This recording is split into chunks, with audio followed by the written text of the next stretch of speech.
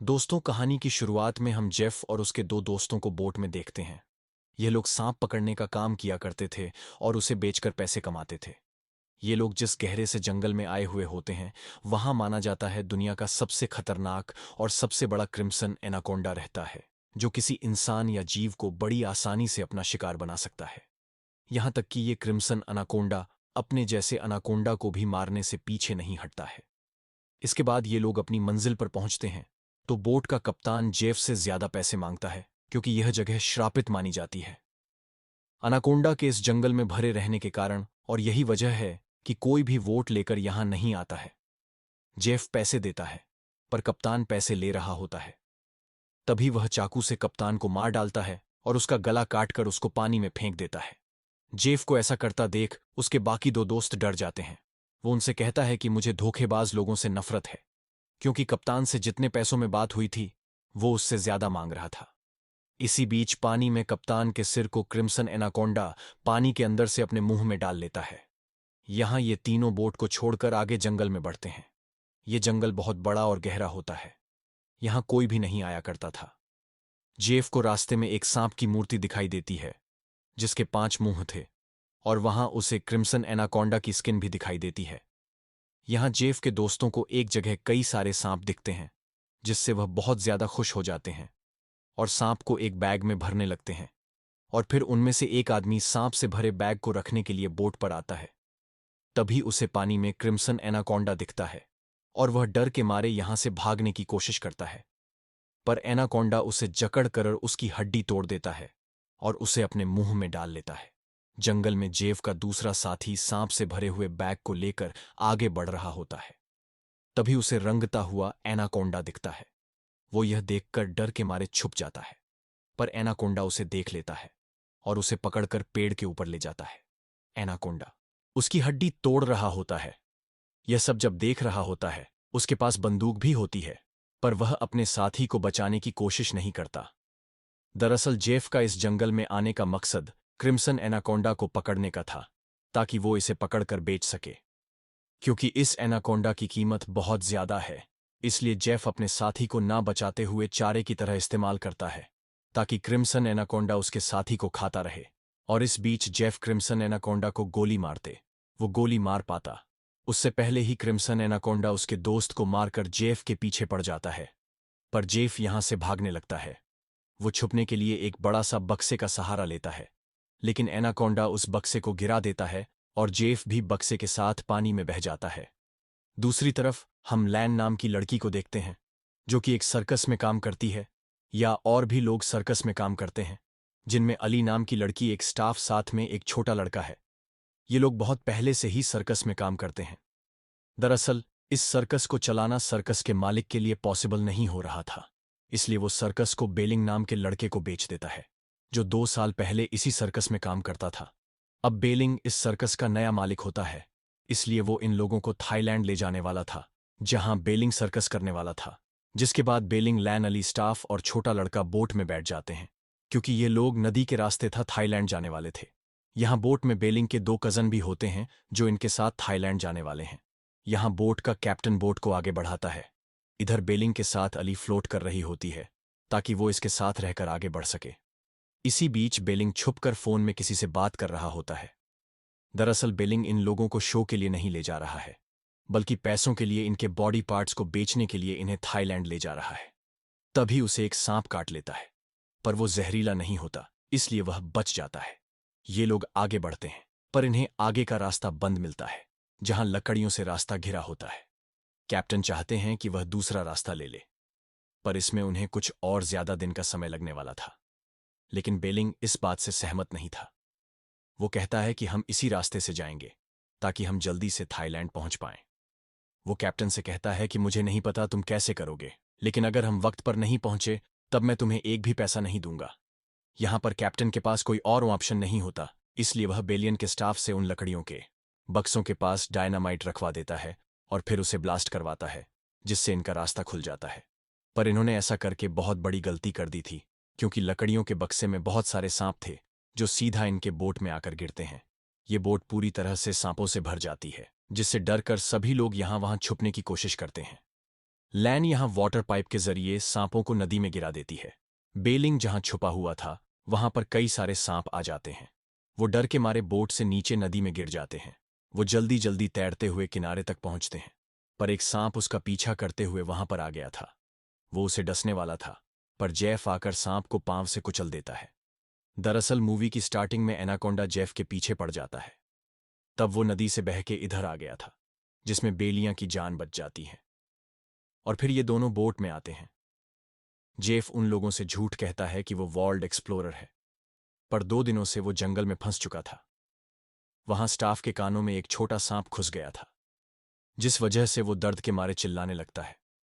तब जेफ अपनी उंगली में कट लगाता है ताकि खून निकले, और फिर स्टाफ के कान में उसी उंगली को डाल देता है ताकि सांप खून की स्मेल सूंघ कर बाहर आ जाए। और होता भी बिल्कुल ऐसा ही है। तब वो उस छोटे सांप को नदी में फेंक देता है लैन को। यहां पे शक होता है कि जेफ एडवेंचर करने यहां पे नहीं आया होगा, वो असल में हमसे कुछ छुपा रहा है। वो इस बारे में बेलिंग को बताती है और कहती है कि स्टाफ के कानों से जो सांप निकला वो जहरीला था, जो जेफ को काटा था, पर उसे कुछ भी नहीं हुआ। लेन बेलिंग से कहती है कि जेफ को बोट से उतार देना चाहिए, लेकिन बेलिंग को लगता है कि जेफ अच्छा इंसान नहीं है क्योंकि उसने उसकी जान बचाई है। उधर जेफ बोर्ड के कप्तान को मैप दिखाकर कहता है कि उसे इस जगह पर जाना है, जिसके लिए जेफ उन्हें काफी सारा पैसा देने को रेडी था। पर कैप्टन मना कर देता है क्योंकि उस जगह पर एनाकोंडा रहता है। कुछ देर बाद कप्तान मछली पकड़ रहा होता है।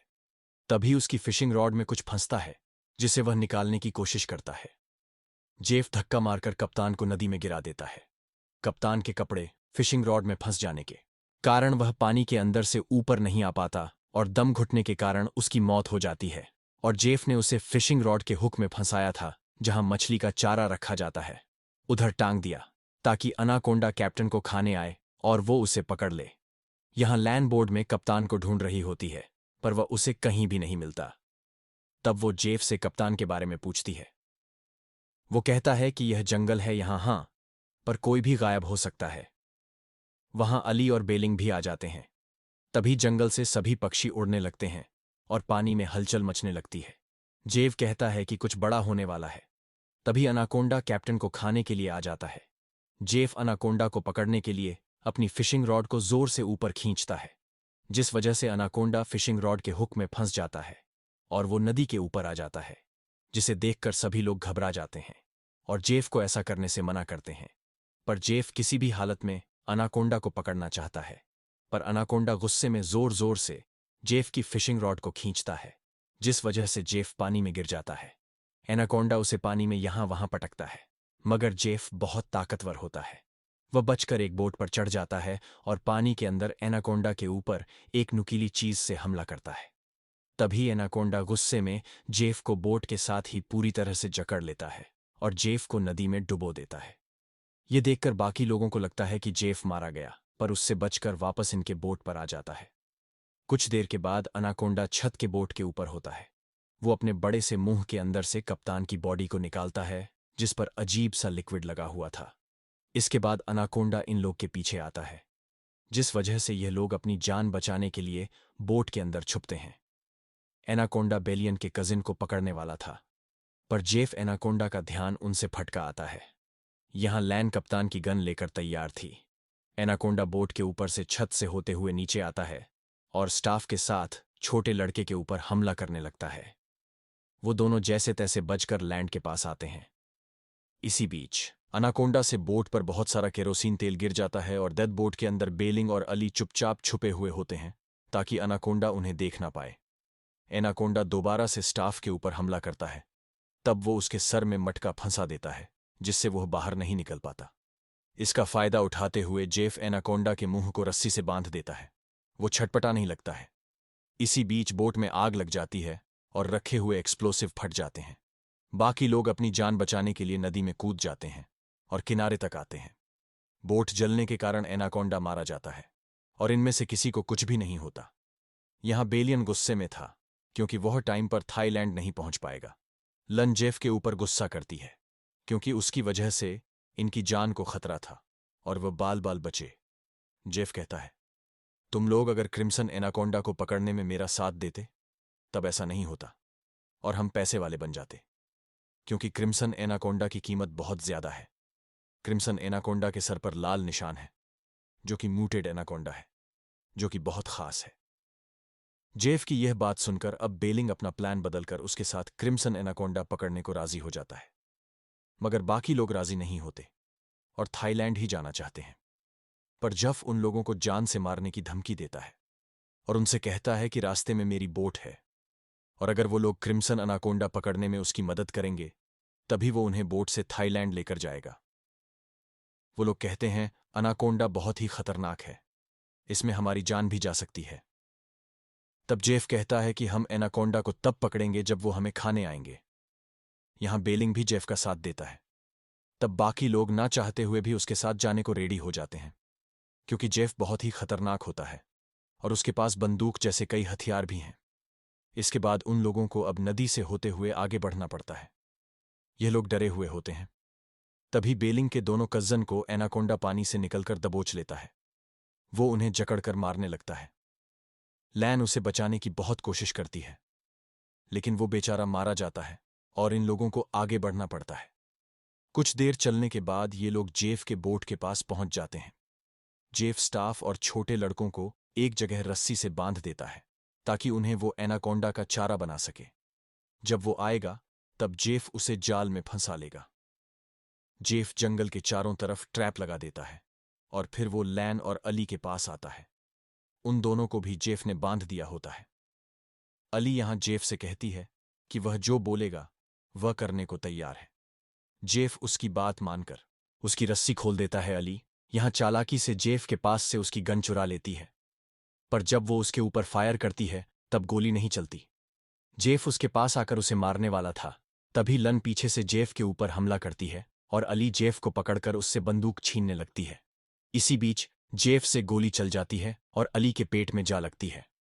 लन जेफ के सिर में मारकर उसे बेहोश कर देती है। उदबेलिंग जाल की रस्सी पकड़कर तैयार था।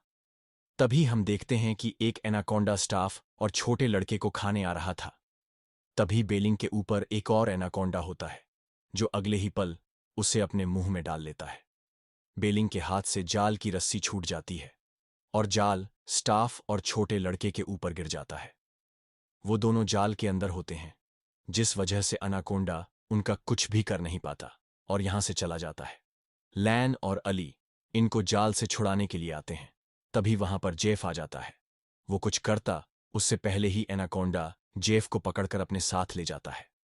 इधर अली की हालत बहुत खराब होती है, क्योंकि उसे गोली लग गई थी। वो यहीं पर मर जाती है।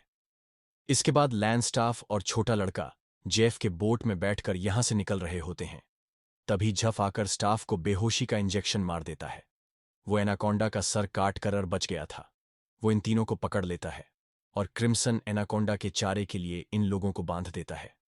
जेफ ने यहां लोहे के मोटे मोटे तार लगाए थे ताकि क्रिम्सन एनाकोंडा उसमें फंस जाए और अब देखते ही देखते कई एनाकोंडा अपनी गुफा से निकलने लगते हैं। वो लैंड स्टाफ और छोटे लड़के को खाने वाले होते हैं। तभी क्रिम्सन एनाकोंडा वहां आ जाता है और उस एनाकोंडा को खा जाता है। क्रिम्सन एनाकोंडा बाकी से बहुत ज्यादा बड़ा होता है और ताकतवर भी होता है। क्रिम्सन एनाकोंडा इन तीनों के ऊपर हमला करने वाला था। तभी जेफ जाल में उसे फंसा लेता है। क्रिम्सन एनाकोंडा जल से निकलने के लिए छटपटा आता है और आखिरकार जल से बाहर आ जाता है। जेफ उसे पकड़ने की बहुत कोशिश करता है, लेकिन वह ज्यादा समय तक ऐसा कर नहीं पाता है और क्रिम्सन कोंडा उसे मार देता है। अब ये तीनों इतने बड़े अनाकोंडा को देखकर डर गए होते हैं और जब बात जान पर बनाती है, ये लोग कुछ भी करने को तैयार थे। छोटा लड़का अपने दांतों से रस्सी को तोड़ देता है और फिर लैन और स्टाफ की रस्सी को खोलता है, जिसके बाद ये लोग यहां से भागने लगते हैं और यहां वहां छुपने लगते हैं। वो क्रिम्सन एनाकोंडा इतनी आसानी से इन्हें छोड़ने वाला नहीं था। वो इनके पीछे पड़ जाता है। ये तीनों अब और ज्यादा भाग नहीं सकते हैं। वो बिल्कुल क्रिम्सन एनाकोंडा के सामने थे। वो खाने के लिए आगे बढ़ रहा था। तभी जेफ के लगाए तार से उसका सर दो हिस्सों में कट जाता है और वह मारा जाता है। क्रिम्सन एनाकोंडा की मौत के बाद ये तीनों आखिरकार यहां से बोट में बैठकर भाग जाते हैं और इसी के साथ ही ये मूवी यहीं खत्म हो जाती है।